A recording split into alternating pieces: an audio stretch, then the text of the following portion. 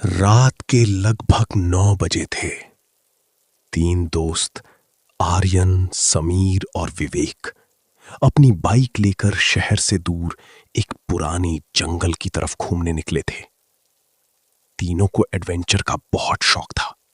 उन्होंने social media पर उस जंगल के बारे में कई डरावनी कहानियां सुनी थीं। लोग कहते थे कि उस जंगल में रात के समय अजीब आवाजें आती हैं और जो अंदर जाता है वो कभी वैसा लौट कर नहीं आता। लेकिन तीनों ने इन बातों को मजाक समझा। भाई, आज तो भूत मिल जाए तो मजा आ जाए, समीर हंसते हुए बोला। विवेक ने मोबाइल का फ्लैशलाइट ऑन किया और बोला, चलो अंदर चलते हैं। जंगल के अंदर जाते ही माहौल बदल गया। चारों तरफ घना अंधेरा, पेड़ों से आती ठंडी हवा और अजीब सी खामोशी। केवल उनके कदमों की आवाज सुनाई दे रही थी। कुछ देर बाद आर्यन अचानक रुक गया। तुम लोगों ने सुना?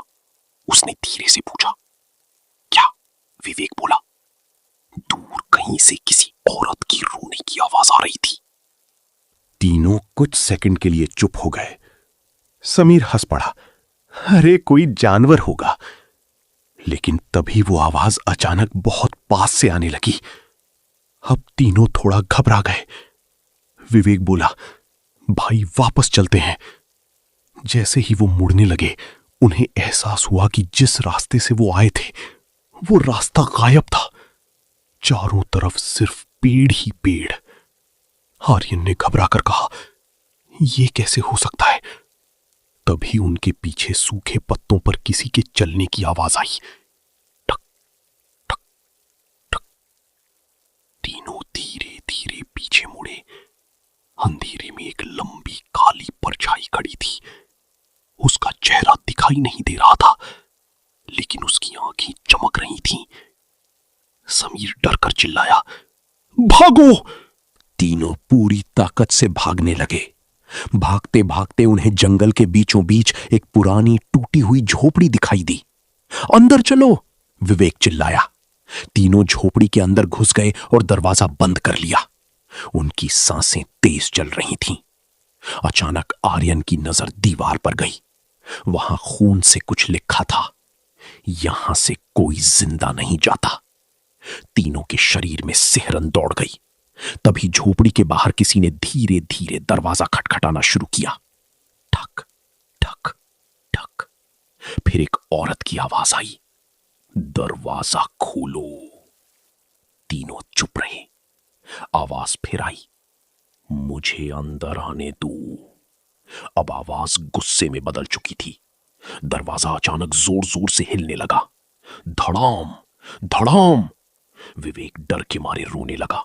आर्यन ने कांपते हाथों से खिड़की से बाहर देखा और जो उसने देखा उसे देखकर उसकी चीख निकल गई। बाहर एक औरत खड़ी थी, लेकिन उसका चेहरा पूरी तरह जला हुआ था। उसकी आंखें सफेद थीं और उसका मुंह असामान्य रूप से बड़ा। वो मुस्कुरा रही थी। अचानक दरवाजा अपने आप खुल गया। ठंडी हवा अंदर आई और लाइट बंद हो गई। पूरा कमरा अंधेरे में डूब गया। फिर अंधेरे में किसी के घसीटने की आवाज आने लगी। समीर! विवेक कांपती आवाज में बोला। कोई जवाब नहीं। आर्यन ने मोबाइल की फ्लैशलाइट ऑन की और देखा, समीर गायब था। जमीन पर सिर्फ उसके खून के निशान थे, जो बाहर जंगल की तरफ जा रहे थे। अब सिर्फ आर्यन और विवेक बचे थे। दोनों डर के मारे पागल हो चुके थे। तभी पीछे से फुसफुसाने की आवाज आई, तुम लोग यहां क्यों आए? दोनों धीरे धीरे पीछे मुड़े और वही औरत उनके बिल्कुल पीछे खड़ी थी। उसका चेहरा अब और भी डरावना लग रहा था। विवेक जोर से चिल्लाया और बाहर भाग गया।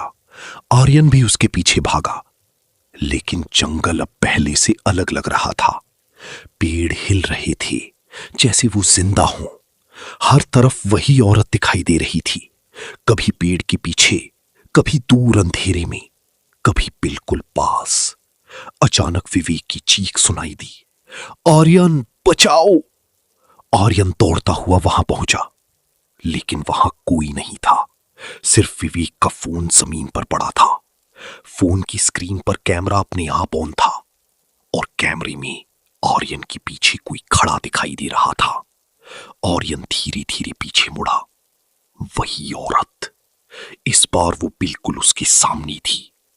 उसने धीरे से मुस्कुराकर कहा, अब तुम्हारी बारी है। अगले दिन सुबह पुलिस को जंगल के बाहर तीनों दोस्तों की बाइक मिली, लेकिन तीनों लड़के कभी नहीं मिले। लोग कहते हैं आज भी उस जंगल में रात के समय किसी औरत के रोने की आवाज सुनाई देती है, और अगर कोई उस आवाज का पीछा करे तो वो कभी वापस नहीं आता।